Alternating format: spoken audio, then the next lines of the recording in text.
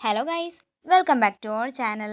Episode ആരംഭിക്കുമ്പോൾ കാണിക്കുന്നത് നെല്ലിശ്ശേരിയാണ്.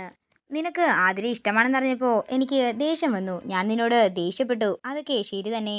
എന്നാലും അവൾ നിന്നെ ചതിച്ചല്ലോ, അതോർത്തിട്ട് എനിക്ക് വിഷമമാണെന്ന് അവന്തിക പറയുമ്പോൾ സന്ദീപ് ദേഷ്യത്തോടെ മുറിയിൽ നിന്നും പോവുകയാണ്. തുടർന്ന് അവന്തിക പറയുകയാണ്, ഒന്ന് നിന്നെ, ഇതെല്ലാം സത്യമാണോ എന്നറിയാൻ വേണ്ടി നീ വൃന്ദാവനത്തിലേക്ക് പോകാൻ പോവാണോ? അതറിയാൻ വേണ്ടി നീ അവിടം വരെ പോകണമെന്നൊന്നുമില്ല. അർച്ചനയ്ക്കും കൂടി അറിയാവുന്ന കാര്യമാണ് ഞാൻ പറഞ്ഞത്. നീയേ അപ്പുറത്തെ മുറിയിലേക്ക് ചെന്നാൽ മതി. എടാ, നീ പോയി അവളോട് ചോദിക്ക്. അവസാനം വരെ ആതിര നിനക്കുള്ളതാണെന്ന് പറഞ്ഞിട്ട് അവസാനം ആതിരയെ വേറെ ചെറുക്കന്മാരെ കൊണ്ടുപോകുന്നതേ നിനക്ക് കാണാം. നമ്മുടെ അച്ഛൻ ഒരിക്കലും ഇതിന് സമ്മതിക്കില്ലെന്ന് അവർക്കൊക്കെ അറിയാം. അവരെല്ലാവരും കൂടി നിന്നെ വെട്ടിയാക്കുവാണെന്നും അവന്തിക പറയുമ്പോൾ ഇതെല്ലാം കേട്ടാകെ തകർന്നു നിൽക്കുകയാണ് സന്ദീപ്. പിന്നീട് കാണിക്കുന്നത് വൃന്ദാവനമാണ്. വിഷമിച്ചിരിക്കുന്ന ആതിരയുടെ അടുത്തേക്ക് കമലയും മാഷും കൂടി വരുന്നു. മോളെ, അവരൊക്കെ വന്നിട്ട് കുറച്ചു നേരമായെന്ന് കമല പറയുമ്പോൾ ആതിര പറയുകയാണ്, എനിക്ക് പറയാനുള്ളതെല്ലാം ഞാൻ അനൂപേട്ടനോട് പറഞ്ഞിട്ടുണ്ടായിരുന്നു. തുടർന്ന് ആവണിയെ മീരയുടെ അടുത്തേക്ക് പറഞ്ഞു വിട്ടിട്ട് കമല പറയുകയാണ്, മോളെ, അച്ഛനും അമ്മയും ഇങ്ങനൊരു തീരുമാനമെടുത്തതിന്റെ പിന്നിലും മറ്റൊരു കാരണമുണ്ട്. എന്നിട്ട് അവന്തിക വന്നതും പറഞ്ഞതുമായ കാര്യങ്ങളെല്ലാം തന്നെ ആതിരയോട് പറയുകയാണ് മാഷ്. നമ്മുടെ അർച്ചന ഇപ്പോൾ സന്തോഷത്തോടെയാണ് ജീവിക്കുന്നത്. അവളുടെ സന്തോഷം നമ്മളായിട്ട് ഇല്ലാതാക്കണോ മോളെ?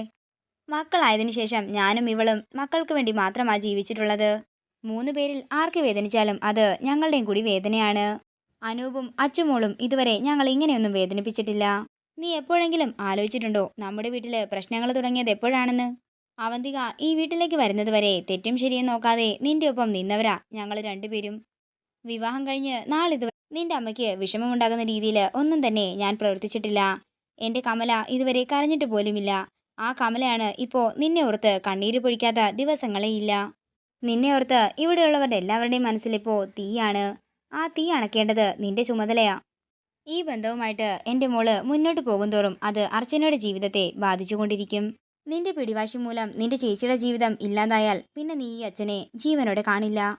ഇത് കേട്ട് ആതിരയും കമലയും ഒരു ഞെട്ടലോടെ മാഷിനെ നോക്കുകയാണ്.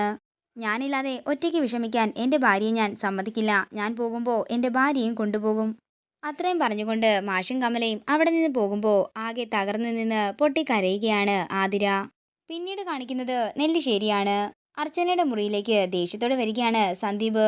ഏട്ടത്തി, ഇന്ന് ആതിരയെ പെണ്ണ് കാണാൻ ആരെങ്കിലും വരുന്നുണ്ടോ എന്ന് സന്ദീപ് ചോദിക്കുമ്പോൾ ഇത് നീ എങ്ങനെ അറിഞ്ഞെന്ന് അർച്ചന ചോദിക്കുന്നു. ഞാൻ പറഞ്ഞത് സത്യമാണോ എന്ന് ഏട്ടത്തി പറ. ഇത് കേൾക്കുന്ന സച്ചി പറയുകയാണ്, ഞാൻ പറഞ്ഞാ മതിയോ? അതെ, നീ അറിഞ്ഞത് സത്യം തന്നെയാണ്. തുടർന്ന് അർച്ചന പറയുകയാണ്, ഞാനാ പറഞ്ഞത് ആതിരയോട്, നിന്നെ ഇതൊന്നും അറിയിക്കണ്ട, നിനക്ക് വിഷമമാകുമെന്ന്. ഇത് കേൾക്കുന്ന സന്ദീപ് പറയുകയാണ്, ഏട്ടത്തി എന്നോട് മറച്ചു വെച്ചാൽ ഞാനത് ക്ഷമിക്കും. പക്ഷേ ആതിര എന്നോട് മറച്ചു വെച്ചതിന് ഞാൻ എന്താണെങ്കിലും അവളോട് ചോദിച്ചിരിക്കും. ഇത്രയും പറഞ്ഞ് ദേഷ്യത്തോടെ സന്ദീപ് പോകാനൊരുങ്ങുമ്പോൾ സച്ചി സന്ദീപിനെ പിടിച്ചു നിർത്തുകയാണ്.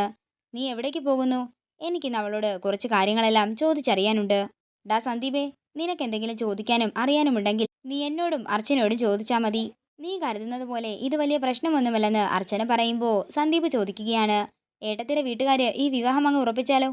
അങ്ങനെയൊന്നും ഉറപ്പിക്കില്ല സന്ദീപേ. അനൂപേട്ടന്റെ നിർബന്ധം പ്രകാരം ഒരു കൂട്ടർ വന്ന് പെണ്ണ് കാണുന്നു, അത്ര തന്നെ. ഞാൻ നിനക്ക് വാക്ക് തന്നതാ ആതിര നിനക്കുള്ളതാണെന്ന്. ആ വാക്കില് ഏട്ടത്തി ഇപ്പോഴും ഉറച്ചു നിൽക്കുന്നുണ്ടോ എന്ന് സന്ദീപ് ചോദിക്കുമ്പോൾ ഉണ്ടെന്ന് അർച്ചന പറയുന്നു. ഇപ്പോ രണ്ടു കൂട്ടരും വിവാഹം നോക്കുന്നത് കൊണ്ട് ഇനി ഒരു വഴി മാത്രമേ നമ്മുടെ മുന്നിലുള്ളൂ, രജിസ്റ്റർ മാരേജ്. എന്തിനും ഏതിനും ഞാൻ റെഡിയാണെന്ന് സന്ദീപ് പറയുന്നു. ആതിരെ എനിക്ക് വേണം, അത്രമാത്രമേ എനിക്കറിയൂ. കാര്യങ്ങള് കൈവിട്ട് പോകുന്നതിന് മുമ്പ് ഏട്ടത്തി പറഞ്ഞതുപോലെ എന്തെങ്കിലും നമ്മൾ ചെയ്യണം. നിന്നെ മനസ്സിലാക്കാൻ എന്നെ കൊണ്ട് സാധിക്കും സന്ദീപേ, പക്ഷെ നിന്റെ ഏട്ടനും കൂടി നിന്നെ മനസ്സിലാകണ്ടേ? സച്ചിയേട്ടൻ പറയാതെ ഞാനിതിനൊരിക്കലും സമ്മതിക്കില്ലെന്ന് അർച്ചന പറയുമ്പോൾ സച്ചി പറയുകയാണ്, അർച്ചനെ, ഞാൻ പറഞ്ഞതല്ലേ, അവന്തികേട്ടത്തിയെ വിഷമിപ്പിക്കാൻ ഞാൻ ഒരിക്കലും സമ്മതിക്കില്ല. അപ്പോ സച്ചിയേട്ടന്റെ കൂടപ്പിറപ്പ് വിഷമിച്ച് നിൽക്കുന്നത് സച്ചിയേട്ടൻ എന്താ കാണാൻ സാധിക്കുന്നില്ലേ? സച്ചിയേട്ടാ, ആരെയും വിഷമിപ്പിക്കണമെന്ന് എനിക്കൊരാഗ്രഹവുമില്ല. പക്ഷെ ആതിരയില്ലാതെ എനിക്ക് ജീവിക്കാൻ സാധിക്കില്ല. സച്ചിയേട്ടന്റെ സംസാരത്തിൽ നിന്നും പലവട്ടം ഞാൻ ശ്രദ്ധിച്ചൊരു കാര്യമാണ് സച്ചിയേട്ടൻ ആരെയോ തീവ്രമായി പ്രണയിച്ചിരുന്നെന്ന്. പക്ഷെ അത് ഏട്ടത്തിയല്ലെന്നും എനിക്കറിയാം. ഇത് കേൾക്കുന്ന അർച്ചനയും സച്ചിയും ഒരു ഞെട്ടലോടെ നിൽക്കുമ്പോൾ സന്ദീപ് പറയുകയാണ്, ഏട്ടൻ സ്നേഹിച്ച പെൺകുട്ടിക്ക് പകരം ഏട്ടനെ മനസ്സിലാക്കുന്ന ഒരു ഭാര്യയെ ഏട്ടന് കിട്ടി. പക്ഷേ എനിക്ക് കിട്ടാൻ പോകുന്നത് അനഘയാണ്. ആതിരയെ കിട്ടാത്തൊരവസ്ഥയുണ്ടായാലേ നന്ദേട്ടനെ പോലെ ഞാനും ഇവിടെ നിന്ന് ഇറങ്ങിപ്പോകും, അത്ര തന്നെ. ഞാനൊരു നട്ടലില്ലാത്തവനാണെന്നാ എല്ലാവരും പറയുന്നത്. ആതിരയും പറഞ്ഞിട്ടുണ്ട്. ഏട്ടനും ഏട്ടത്തിയും മാത്രമാ എന്നെ ഇവിടെ നന്നായി അറിയാവുന്നവര്. മതി സന്ദീപേ, ഞാനും കുറെ പറഞ്ഞു നോക്കിയതാ, പക്ഷേ ഒന്നിനും ഒരു ഫലവും ഉണ്ടായില്ല. നിന്റെ ഏട്ടൻ നിന്നെക്കാൾ ഇവിടെ മനസ്സിലാക്കിയിരിക്കുന്നതേ വേറെ പലരെയുമാണ്. നീ വാ സന്ദീപേ എന്ന് പറഞ്ഞ് അർച്ചന സന്ദീപിനെയും കൂട്ടി പോകാനൊരുങ്ങുമ്പോ സച്ചി പറയുകയാണ്, നിങ്ങളൊന്ന് അവിടെ നിന്നേ. എനിക്കറിയാം ഞാൻ എതിര് നിന്നാലും അർച്ചന ഇത് മുന്നിൽ നിന്ന് തന്നെ നടത്തുമെന്ന്. ഇല്ല സച്ചേട്ടാ, ഞാൻ പറഞ്ഞത് ശരിയായ തീരുമാനം തന്നെയാണ്. സച്ചേട്ടനില്ലാതെ ഞാൻ ഒരിക്കലും ഇത് നടത്തില്ല. സ്നേഹിക്കുന്നവര് ഒന്നിക്കുന്നത് തന്നെയാ ശരി. ഇന്നലെ രാത്രി മുതൽ ഞാൻ ഇതിനെക്കുറിച്ച് ആലോചിക്കുകയാണ്. താൻ തന്നെയാ ശരി. നമുക്ക് എന്താണെങ്കിലും ഇത് നടത്തിക്കൊടുക്കാം. അർച്ചന പറഞ്ഞതുപോലെ ചോരയെ ചോരയ്ക്ക് മനസ്സിലായില്ലേ, പിന്നെ ഞാൻ നിന്റെ ഏട്ടനാണെന്ന് പറഞ്ഞിട്ട് എന്താ കാര്യം? നിനക്ക് ആതിരയെയും ആതിര നിനക്കും ഇഷ്ടമാണെങ്കിൽ നിങ്ങൾ തമ്മിൽ തന്നെയാ ജീവിക്കേണ്ടത്. അതിനും കൂടെ ഈ അർച്ചനയും സച്ചിയും ഉണ്ടാകും. ആദ്യം രജിസ്റ്റർ മാരേജ്, ബാക്കി കാര്യങ്ങളെല്ലാം പിന്നീട് നോക്കാം. ഇത് കേൾക്കുന്ന അർച്ചനയ്ക്കും സന്ദീപിനും സന്തോഷമാവുകയാണ്. അവര് സന്തോഷത്തോടെ സച്ചിയെ നോക്കുന്നു. പിന്നീട് കാണിക്കുന്നത് വൃന്ദാവനമാണ്. ഒടുവിൽ മാഷിന്റെയും കമലയുടെയും സമ്മർദ്ദം കാരണം ചെറുക്കൻകൂട്ടരുടെ മുന്നിലേക്ക് ചായയുമായി വരികയാണ് ആതിര. അങ്ങനെ ആതിര എല്ലാവർക്കും ചായ കൊടുത്ത് ചെറുക്കന്റെ മുന്നിൽ വന്ന് നിൽക്കുന്നതാണ് കാണിക്കുന്നത്. ഇതോടുകൂടി ഇന്നത്തെ എപ്പിസോഡ് ഇവിടെ തീരുകയാണ്. വീഡിയോ ഇഷ്ടമായെങ്കിൽ മറക്കാതെ ലൈക്ക് ചെയ്യുക, ഷെയർ ചെയ്യുക, കമന്റ് ചെയ്യുക. കൂടുതൽ സീരിയൽ അപ്ഡേറ്റ്സിനായി മറക്കാതെ സബ്സ്ക്രൈബ് ചെയ്യുക നയൻസ് ക്രിയേഷൻസ്.